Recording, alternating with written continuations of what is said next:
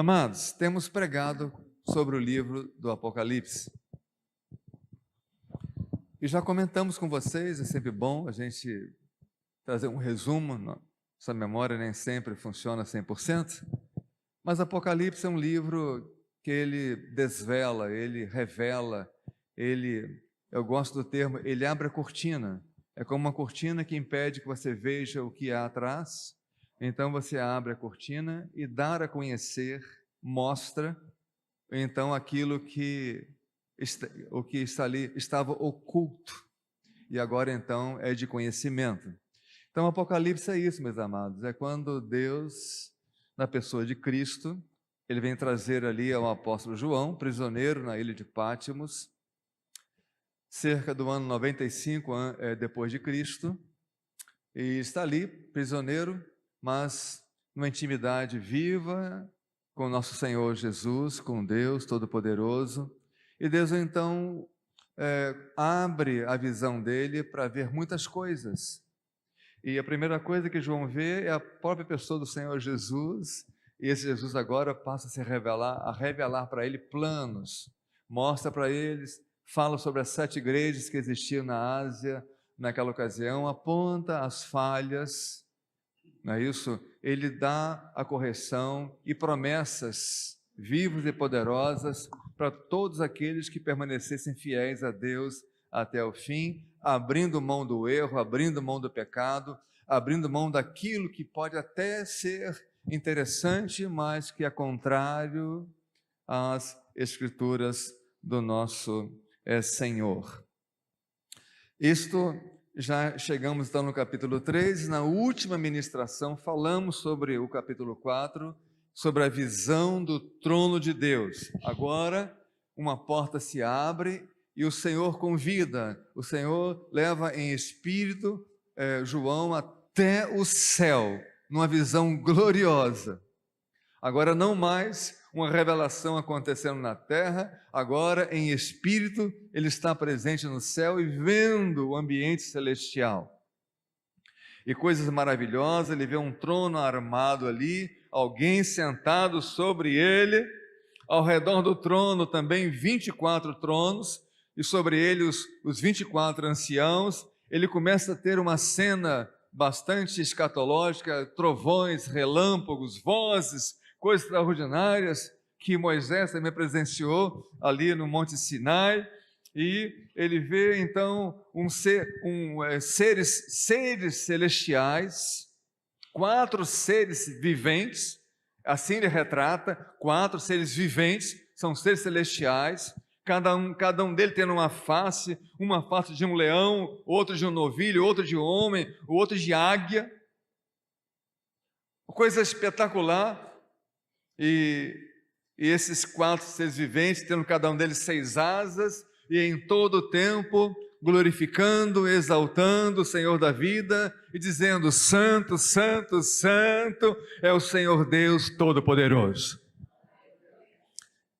Essa visão de Apocalipse nos remete lá a Isaías, não é isso? Quando também ali serafins, dá a entender que esses 4 seres viventes eram serafins, uma categoria de anjos, que estavam ao redor do trono e ali permaneciam em todo o tempo, louvando, glorificando, adorando aquele que é santo, santo, santo. Agora, ele vê também aqueles 24 anciãos prostrados, porque a gente percebe que a dinâmica é essa, esses 4 seres viventes, eles são aqueles eles iniciam a adoração, eles comandam a adoração, eles ministram a adoração. E todos os seres celestiais que estão ali seguem adorando ao Senhor da glória. E é o que acontece com esses 24 anciãos. Quando esses serafins estão ali louvando e glorificando a Deus com santo, santo, santo, os 24 anciãos se prostram também e adoram, dando a entender, meus irmãos, a dinâmica celestial é de adoração. E assim deve acontecer na terra com todos aqueles que têm fé, que são lavados e remidos no sangue do Cordeiro. Serem adoradores, nos reunimos para adorar. nos reunimos para aprender do Senhor, para nos exortarmos mutuamente, para nos encorajarmos a permanecermos na fé e a seguirmos uma vida espiritual de maneira persistente, resoluta e firme, sempre olhando para o alto. Hoje, meus irmãos, o capítulo 5 é um momento sublime, como tudo nesse livro, sublime, mas é um momento especialíssimo, quando passamos a vivenciar, junto com João, na narrativa dele, aquilo que ele viu. E é sobre isso que hoje nós falaremos com vocês. Então, abra sua Bíblia e permaneça sentado, porque eu não vou ler o texto todo, eu vou lendo versículo a versículo e já comentando. João diz, veja só, convidado a estar no céu, uma porta se abriu e Jesus entrou, e João entrou no céu, e ele está tendo essa visão toda. Agora, ele tem uma nova visão, ele vê na mão direita daquele que estava sentado no trono, um livro, escrito por dentro e por fora, de todo selado com 7 selos. Amados, aqui já começa algo especial. É um livro escrito por dentro e por fora. Não tem espaço para mais nada. Ninguém vai acrescentar coisa alguma a mais. Porque tudo aquilo que Deus determinou é exatamente isso que vai acontecer. Tudo o que Ele planejou, da parte dele estabeleceu, é isto que vai acontecer na terra. Homem algum tem poder de acrescentar coisas no livro de Deus. É completamente do Senhor. E ele é escrito por dentro e por fora, e de todo selado com 7 selos. Ou seja, é um selo, uma selagem total, perfeita. Não tem mais, não tem condições, é completo. É uma vedação perfeita, pronto, essa é a palavra. É uma vedação perfeita. Ou seja, ninguém tem como conhecer o que está escrito no livro se o Senhor não nos revelar. 7 selos, coisa extraordinária. Aí, verso 2, vi também um anjo forte. Será que tem anjo fraco, hein?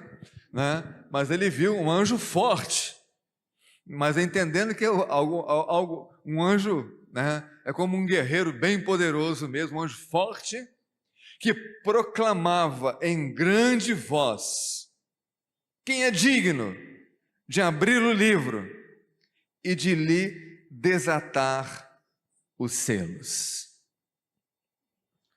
Amados, esse livro é o livro em que Deus colocou tudo que haverá de acontecer na terra, desde o juízo dele sobre os ímpios, como também o juízo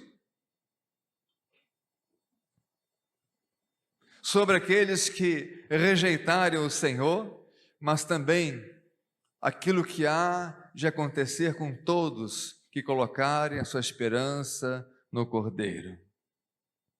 Então o Apocalipse não é um livro de destruição, um livro apavorante, um livro que tem nele coisas que deixam nossos cabelos arrepiados. Não é apenas isso.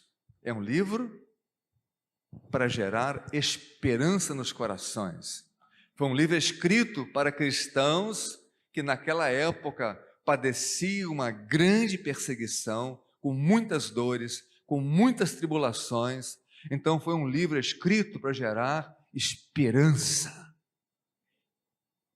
de que aquela tribulação não era tudo, que muito além daquilo existia algo reservado para aqueles que amassem o Todo-Poderoso e colocassem nele a sua esperança e a sua fé.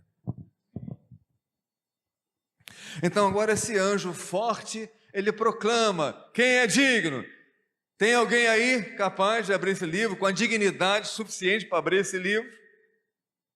E houve um silêncio, porque nem no céu, nem na terra, nem debaixo da terra havia alguém capaz para abrir aquele livro, para desatar os seus selos e abrir aquele livro.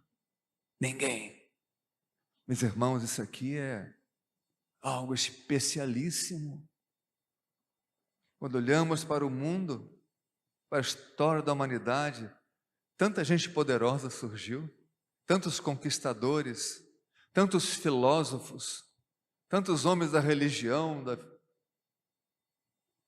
da pedagogia, tanta gente capaz, tantos inventores, gente com a mente brilhante. Quando olhamos para o livro, para a Bíblia, nem Paulo, nem Pedro, nem Maria, nem Ana, nem Débora, nem Baraque, nem Davi, nem Abraão, ninguém,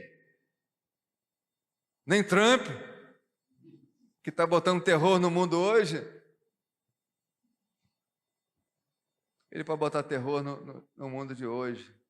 Ele e esses malucos do Irã. Mas eles não têm dignidade para abrir esse livro. E agora João começa a chorar. E um choro perturbador. Ele fica tão angustiado, tão aflito com aquela realidade, porque se não se abre aquele livro, meus irmãos, não acontece o que está escrito nele. E é um livro que está ali os acontecimentos que culminariam na redenção de toda a criação, tanto do homem quanto de toda a natureza. Então, se esse livro não abre, a história não se consuma segundo os propósitos de Deus e tudo continua como o homem estabeleceu. Nessa crise moral, de corrupção, de roubo, de furto, de violência, tudo permanece como está, porque os planos de Deus não podem se estabelecer. Mas então, por conta disso, ele chora. Não tem ninguém digno. É o que está aqui no verso 4. E eu chorava muito, porque ninguém foi achado digno de abrir o livro, nem mesmo de olhar para ele. Você se acha digno? Você se acha uma pessoa muito importante, muito relevante? Importante aqui é só pacífico.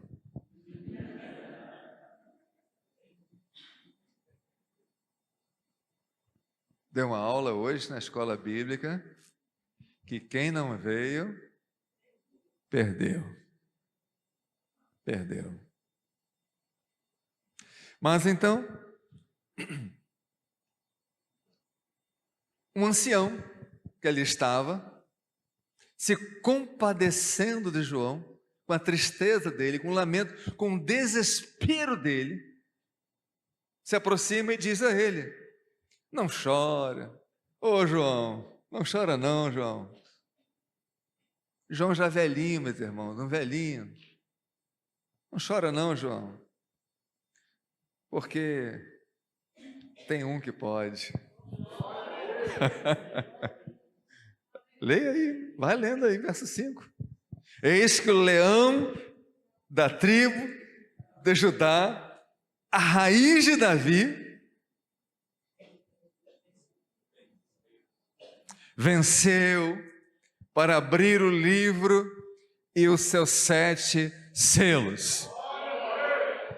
Meus irmãos, há aqui algo muito relevante para nós. Se Jesus não vence como homem, se a encarnação de Jesus não resulta em sucesso, se ele não consuma a sua obra, se ele não morre sem pecados, se ele não triunfa sobre a morte, esse livro jamais poderia ser aberto. Mas agora, porque Jesus venceu, porque o leão da tribo de Judá venceu, esse livro poderá ser aberto. Ele podia e foi aberto, porque os selos já estão sendo desatados e os acontecimentos previstos já estão acontecendo mundo afora.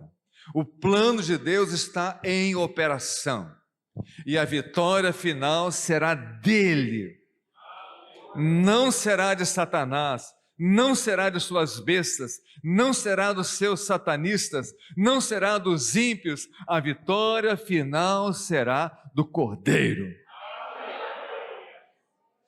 Precisamos, meus irmãos, ter a capacidade de entender as coisas espirituais. Quando alguém olhava para Jesus caminhando para a morte, caminhando ali para aquele monte, para o Gólgota, sendo escorraçado, quem é que poderia imaginar que ali estava um vencedor? Que ali estava um digno, o único digno em todo o universo? Quem poderia imaginar que ele é que venceria? Não, pela perspectiva humana, quem estava vencendo eram os inimigos dele. De maneira semelhante, meus irmãos, não devemos olhar para o mundo com a perspectiva apenas natural. Não podemos olhar para os homens que estão no comando desse mundo e achar que eles é que são os grandes vencedores, que eles determinam todas as coisas, porque não é bem assim. Apocalipse nos revela que o Senhor é que vence. O final de Apocalipse é que Satanás e todos os seus seguidores são lançados no lago de fogo. Novos céus, novas terras, e agora uma multidão de lavados e remidos com vestes brancas, vivendo para sempre na presença dele, num ambiente que não há mais dor, não há mais sofrimento, não há mais violência, não há mais roubo, não há corrupção, não há mensalão, não há petrolão, não há banestadão, não há correios, não há essa imundície toda que há no Brasil, não há roubo de aposentados, não há nada disso. Agora é glória, agora é coisa limpa, transparente, agora é justiça. Bem-aventurada a nação cujo Deus é o Senhor. Bem-aventurado é aquele, é aquela cujo Deus é o Senhor. Feliz, meus irmãos, é aquela pessoa que não importa o seu nível cultural, não importa a riqueza que possui, não importa onde mora, o que importa, meus irmãos, é se Jesus reina no coração. Porque se Jesus reina no coração, há uma garantia de vida eterna com o Senhor nesse ambiente de glória. Eu vou fazer um parêntese para falar sobre algo que eu ouvi, achei super interessante. Para ver, meus irmãos, que está em nossas mãos, está em suas mãos. Diga ao teu vizinho, em suas mãos. O seu futuro. Um indivíduo havia cometido um crime e fora condenado à forca. Mas as pessoas da cidade até gostavam dele. Estou contando a história mais ou menos como eu vi. É uma história que serve para ilustrar alguma coisa. Gostavam daquele indivíduo, apesar de ele ter feito algo muito ruim, mas eu entendi que foi um momento da vida dele, aquela coisa toda, que poderia, quem sabe, haver um perdão para ele. E o prefeito da cidade tinha esse poder de dar o perdão para ele. Mas o prefeito não queria ir lá como prefeito, porque conversar com ele era religioso, era uma pessoa cristã, e chegar ali como prefeito, o camarada poderia dar uma de arrependido sem estar. E ele se fantasiou, olha o que eu vou falar agora, se fantasiou de um clérigo, um pastor ou um padre, cristão, e foi lá. E chegando lá na cadeia, disse para ele, olha, quero pregar o evangelho, quero falar do evangelho, quero falar de Jesus para você.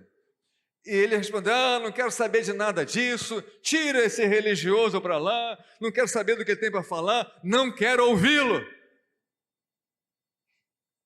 E ele pergunta: mas você não quer me ouvir? Eu tenho algo importante para você aqui, você não quer ouvir, não quer saber de Jesus, não quer saber dessas coisas nada, não quer saber de coisa alguma.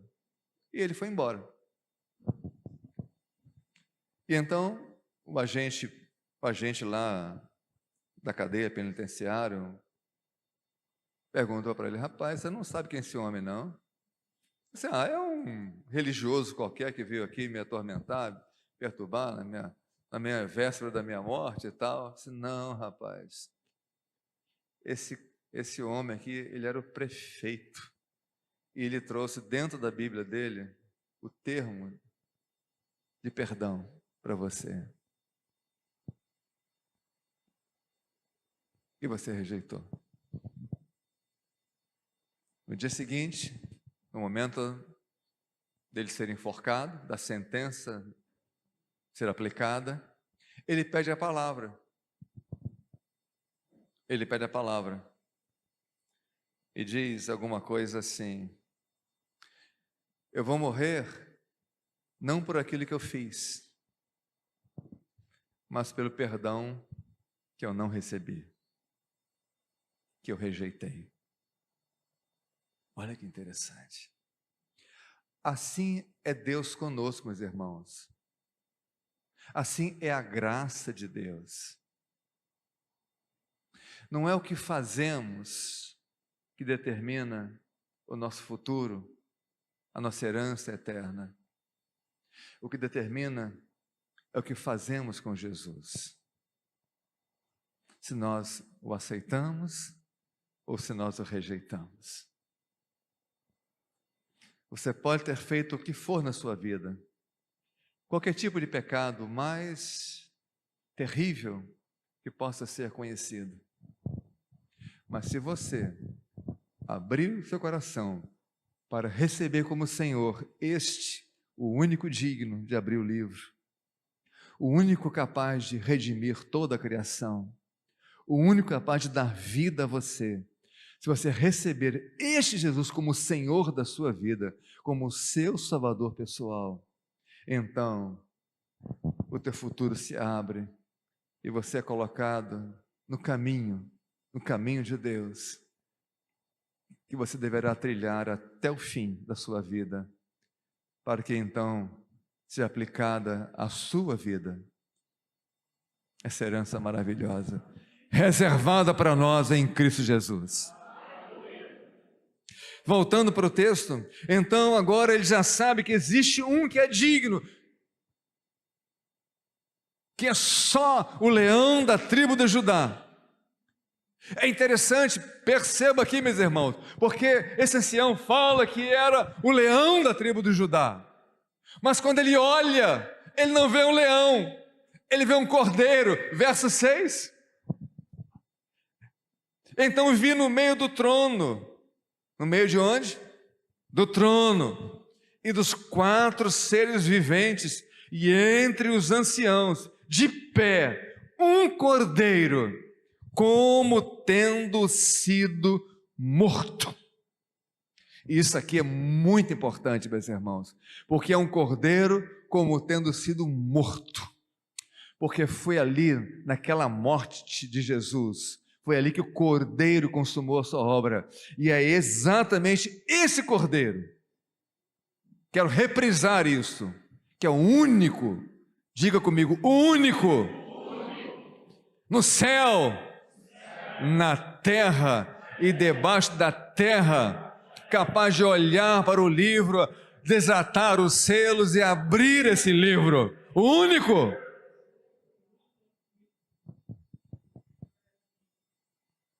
E ele tinha 7 chifres. Chifre na Bíblia é poder. 7 é uma perfeição, tem um poder pleno. Ele tinha também 7 olhos. É onisciência. Ele via tudo, aquele que vê tudo, que sabe de tudo, que conhece tudo, onisciência. Então já temos aqui a onipotência e a onisciência. que são os 7 Espíritos de Deus enviados por toda a terra. E ele agora então sai do trono e se dirige, sai do seu trono e se dirige àquele outro trono, onde estava ali aquele outro ser glorioso, o Deus Pai sentado e com o livro na mão. Ele vai lá e pega aquele livro. Tomou o livro, verso 7, da mão direita daquele que estava sentado no trono. E quando tomou o livro,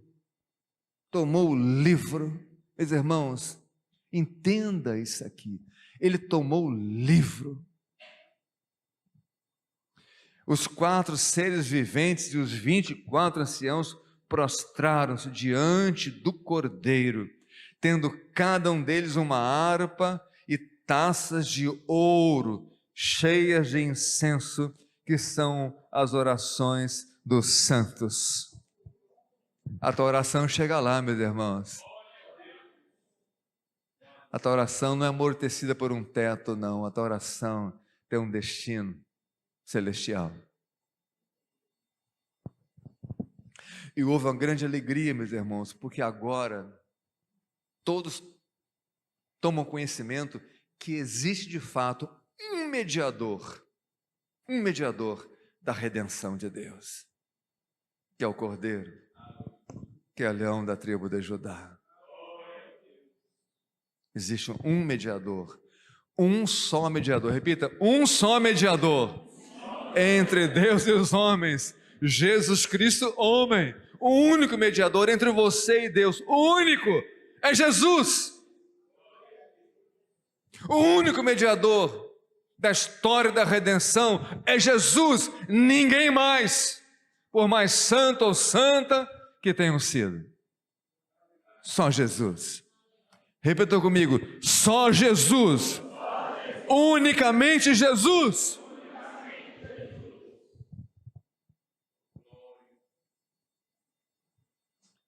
E esses seres entoavam, e os 24 anciãos entoavam novo cântico. Meus irmãos, isso aqui precisa acontecer conosco no dia a dia da nossa vida espiritual. Novo cântico. Não temos que louvar a Deus apenas com letras já conhecidas, mas permitir que vaze do nosso coração, que seja lançado do nosso coração palavras vivas, novas, de reconhecimento, de louvor, de glorificação àquele que vive para sempre.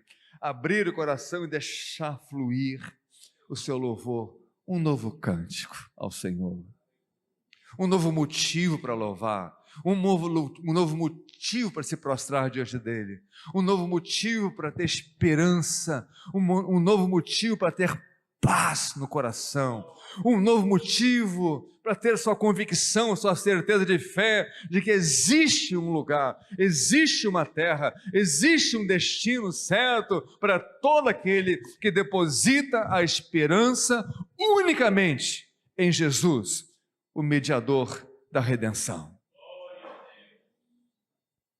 E note que até agora não falamos uma vez em religião, porque religião nenhuma tem a capacidade ou o poder de salvar alguém. Só Jesus salva. Tem coragem de falar isso com muita convicção? Só Jesus salva!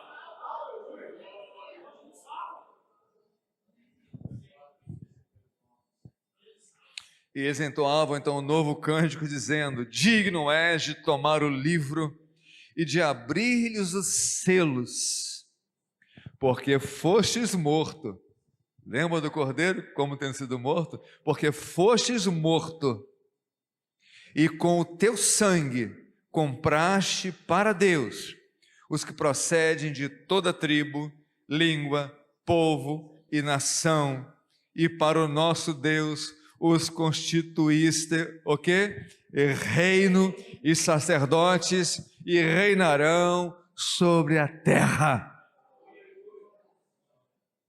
Você que crê em Jesus, que já recebeu a Jesus como teu Salvador e como teu Senhor, porque não há como herdar a vida eterna sem que Jesus seja Senhor, porque somos destinados ao reino de Deus, a morar no reino de Deus, a um lugar preparado pelo Senhor Jesus para cada um de nós, no reino de Deus. Só participa, só entra nesse reino aqueles que têm Jesus como Senhor, porque Ele é o Senhor deste reino.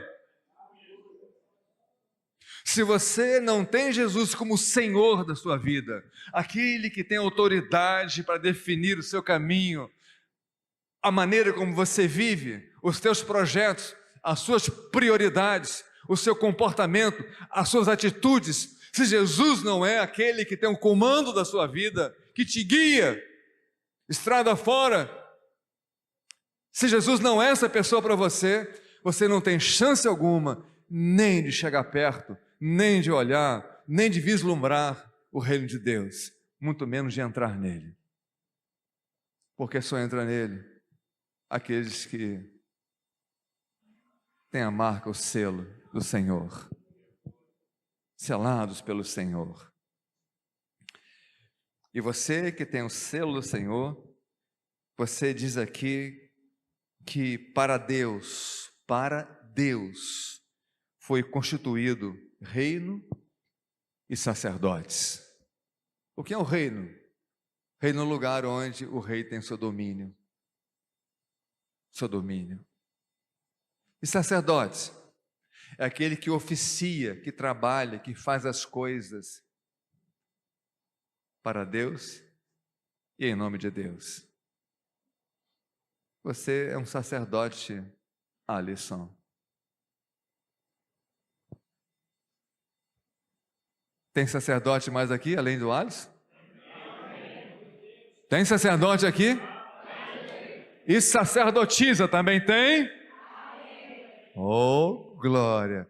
E conosco aqui, no canal do YouTube, tem algum sacerdote aí? Alguma sacerdotisa? Tem alguém aí cujo coração já pertence a Jesus? Então dê glórias. E se você pertence a Jesus, a sua obrigação, o seu compromisso agora é em conhecer a Ele, em servir a Ele, em estar num contexto de família, de corpo, em algum lugar, onde a sua fé será edificada, onde você será ministrado, onde o crescimento espiritual vai acontecer, onde um ferro vai afiar o outro ferro, é nesse ambiente eclesiástico da igreja, onde nos fortalecemos, onde nós nos aconchegamos uns aos outros. E ele continua aqui, meus irmãos, mais uma coisa que João vê, e ouvi uma voz de muitos anjos ao redor do trono, dos seres viventes e dos anciãos, cujo número era de milhões e milhares de milhares. João quer dizer com isso que não tem como contar, tá? Que são são muitas vozes que ele ouviu ali, muitas vozes. Isso fala para nós, meus irmãos, que o sangue de Jesus tem sido derramado sobre vidas nos 4 cantos da terra. Foi postado no grupo da igreja essa semana. Eu já conhecia aquele vídeo postado pela Evódia, eu estava guardando ele para o meio de missões, mas ela já se antecipou e ela posta coisas muito boas no grupo, não é isso? Sobre um pastor.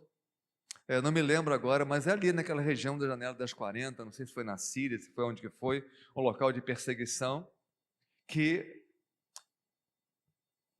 alguns religiosos, com aquelas vestes normais deles, sequestraram um pastor, botaram um capuz na cabeça dele, jogaram dentro do carro e levaram ele, encapuzado, foram embora, chegaram em determinado lugar, tiraram o capuz da cabeça dele dentro de uma casa lá, e tinham lá umas 24 a 26 pessoas, todos encapuzados, com aquelas vestes da religião muçulmana. E agora o sequestrador disseram: ô pastor, nos perdoe, porque fizemos isso com o Senhor. Mas todas aqui têm recebido algum tipo de visão de Jesus e daquilo que é a realidade espiritual e da Bíblia. E nós procuramos uma Bíblia e lemos que existe uma coisa chamada Ceia do Senhor. E quando ele fala isso, estava lá o pão e um vinho, ou um suco de uva, não? Estava lá. Ele disse: mas nós não sabemos como fazer isso. Faça isso para nós. O sangue de Jesus, meus irmãos, o Senhor Jesus, o Espírito Santo de Deus, está agindo hoje em toda a terra, e milhares de milhares, na janela 1040, que é o mundo mais difícil para o Evangelho, pessoas estão tendo visões, sonhos com Jesus, estão se convertendo pela pregação de pessoas de maneira oculta, escondida. E gente, meus irmãos, aqui, é isso aqui, e vi e ouvi a voz de muitos anjos ao redor do trono, seres viventes, cujo número é de milhões e milhares de milhares, proclamando, digno é o Cordeiro que foi morto de receber o poder, a riqueza, a sabedoria e a força e honra e glória e louvor. Então ouvi que toda criatura que há no céu e sobre a terra e debaixo da terra e sobre o mar e tudo que neles há. João quer dizer que onde possível do homem estar, ele ouviu agora, ele viu isso aqui, estava dizendo àquele que está sentado no trono e ao Cordeiro, seja o louvor e a honra e a glória e o domínio pelos séculos dos séculos. E os 4 seres viventes respondiam: amém. Também os anciãos prostraram-se e adoraram. E se nós fôssemos continuar lendo agora o capítulo 6, é quando os selos começam a ser abertos, e tudo aquilo que o Senhor programou, projetou para acontecer na terra, dentro da sua proposta de redimir a terra, de restaurar tudo aquilo que foi no princípio, de redimir a humanidade, de salvar milhares e milhares e milhares, começam a acontecer. Tragédia sim, juízo sim, selos se abrem e juízos, trombetas soam e juízos acontecem em toda a terra, convidando. Não é Deus querendo machucar a terra, não, machucar as pessoas, não. É convidando as pessoas impenitentes com o coração duro a que se arrependam do seu mau caminho e considerem aquele que fez a terra, o céu e o mar e tudo que neles há, e vivam para a glória dele, e abandonem o seu caminho de pecado, a sua vida egocêntrica, e entregue as rédeas das suas vidas ao Todo-Poderoso, e permito que Ele reine sobre eles. Grupo de louvor, por favor.